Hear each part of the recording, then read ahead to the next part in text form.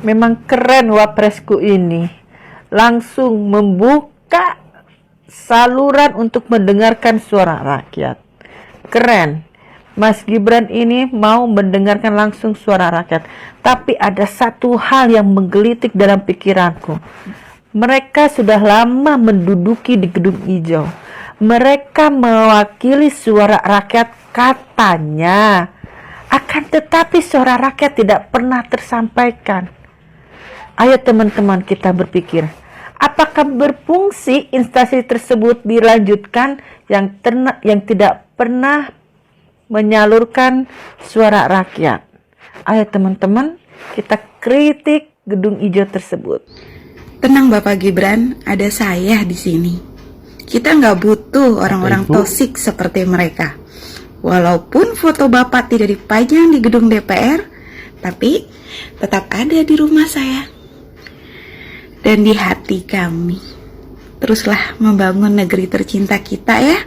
Tetap semangat. Jadikan Indonesia ini menjadi Indonesia yang jaya dan emas. Salam Bhinneka Tunggal Ika. Saya selalu dengan Gibran Rakabuming Raka. Kenapa? Di satu sisi banyak orang yang mencemooh, banyak masyarakat yang tidak suka dan menganggap dia tidak pantas sebagai wakil presiden. Tapi di sisi lain, Gibran Rakabuming Raka tetap bekerja, kerja dan kerja. Apa yang dilakukan orang-orang itu menghina, itu dibalasnya dengan kerja, kerja dan kerja. Saya salut gitu. Salutnya kenapa? Saya baru pertama kali ini lihat ada seorang wakil presiden ternyata punya ide-ide kreatif ya. Kayak ide kreatifnya yang pertama adalah di mana Mas Gibran Rakabuming Raka itu membuka sebuah aduan masyarakat yang berjudul ya, yang diberi nama kalau nggak salah Lapor Mas Wapres ya.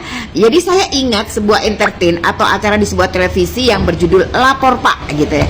Saya tahu mungkin bisa jadi apa yang dilakukan Mas Gibran ini terinspirasi dengan Lapor Pak ya, atau mungkin itu terinspirasi dari situ. Kemudian Mas Gibran membuka aduan masyarakat agar seluruh warganya bisa mengadukan masalah-masalah yang dihadapi di lapangan di tengah-tengah masyarakat melalui programnya Mas Gibran, yaitu Lapor Mas Wapres ya. Nah ini keren banget loh ya. Tidak pernah ada wakil presiden sebelum ini yang melakukan ide-ide gila seperti itu ya. Maksudnya ide-ide kreatif gitu ya.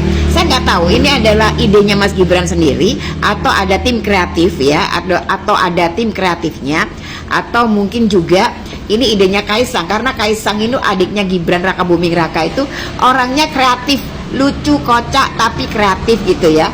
Punya aja ide-ide gila yang bisa membuat masyarakat wow gitu kan. Nah ini yang membuat saya mengatakan salut kepada Gibran, karena beberapa hari dia memerintah baru beberapa hari tapi dia sudah membuat kotak aduan yang diberi nama Lapor Mas Wapres ya. Oke, yang kedua, pada sebuah pidatonya Gibran, gak tahu di mana itu saya tapi melihat videonya, dia menyoroti tentang adanya kriminalisasi guru gitu ya. Dia menyoroti tentang keberadaan guru ya dan juga murid begitu ya. Sampai di situ dia tercetus, jangan hanya membuat undang-undang untuk perlindungan anak, tapi juga tolong dibikin undang-undang untuk perlindungan guru. Keren nggak? Ini benar-benar keren ya. Jadi dia itu pikirannya sebagai wakil presiden itu jalan gitu ya. Tidak pernah ada wakil presiden yang ternyata punya pemikiran seperti Mas Gibran Rakabuming Raka ya. Jadi ternyata ini menunjukkan bahwa kenapa ya? Karena bahwa yang namanya wakil presiden itu bukan hanya sekedar ban serep. Anak yang nggak ngerti apa-apa ngangong-ngangong dikasih jabatan wali kota misalnya, ya kan? Berjumpa lagi bersama Tipa dan Harun. Tipa dan Harun ini adalah dua orang manusia yang sangat menderita di negara Republik Indonesia ini. Kalau Harun dia menderita karena kemarin dia dipecat ya dari jabatan Komisaris Utama PT Pelindo ataupun Persero di era Pak Jokowi. Kalau si Tipa dia menderita karena cinta ya, kekasih hati, intan payung, belahan jiwa, dipecat juga jadi menteri Udah dipecat jadi menteri, kalah pula lagi di capres. Tambahlah si Tipa menderita. Jadi dua orang ini yang bergelar Mister Gibah dan Dokter Gibah sedang membicarakan masalah Gibran Raka Buming Raka. Tipa bilang, anak yang nggak ngerti apa-apa, ngangong-ngangong dikasih jabatan wali kota misalnya. Anak yang ngangong-ngangong di negara Konoha, kata si Rapli, ya kan. Terus kan, apakah itu wujud kasih sayang?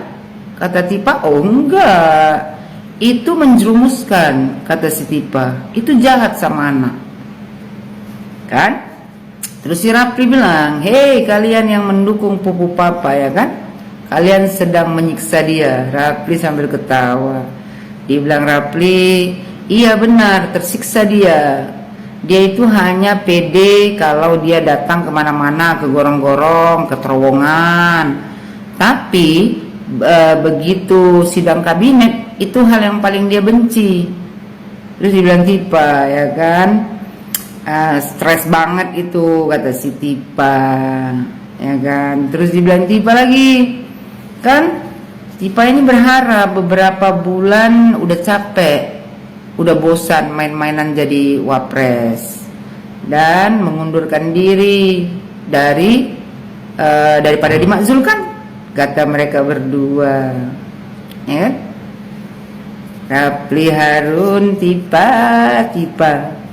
Dokter Gibah. Tipa, kau bilang kan anak yang ngangong-ngangong. Anak ngangong-ngangong itu, ya kemarin jadi wali kota, itu pilihan masyarakat Solo.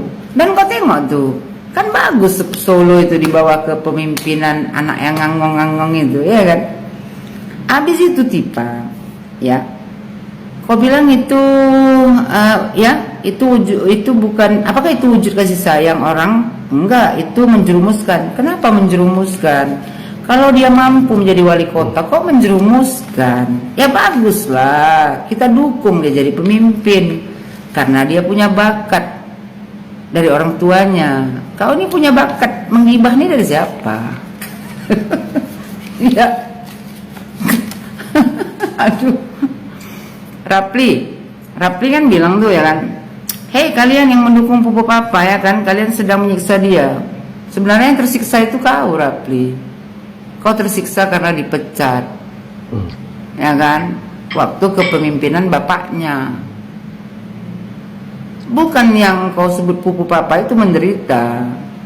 Kalau pupu papa itu menderita mungkinlah, kalau Mr. Panci itu menderita dia.